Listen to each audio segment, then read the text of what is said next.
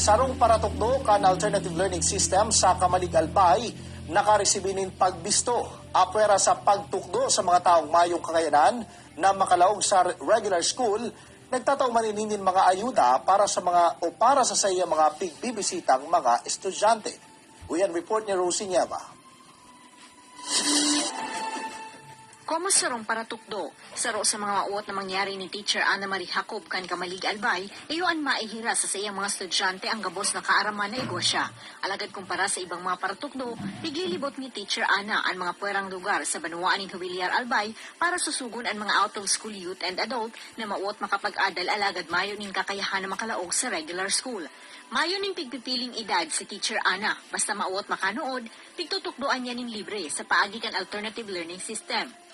Ma-inculcate nila sa mind nila na magkaroon sila ng maayos na attitude and magkaroon sila ng basic learning na mga gamit nila sa pamumuhay nila sa araw-araw.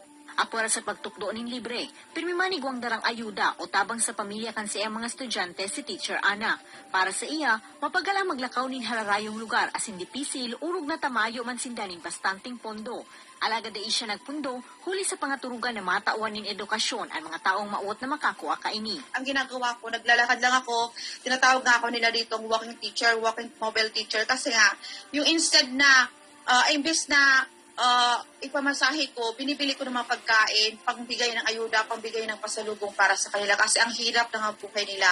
Hasta sa nabisto ang mga gibong ini ni Teacher Ana, natawan siya nin Asia's Royalty Award for Most Empowered Educator in the Alternative Learning System. Maugma si Teacher Ana sa onrang ini, asin naglalaom siya na mas dakol pang mga grupo o stakeholders ang mapabot sa iyan ning tabang, nganing maipadagos man niya ang pagtabang sa ibang tao o pamilyang nangangaipo. Alagad sa ngunyan, saro sa pangaturugan ni Teacher Ana.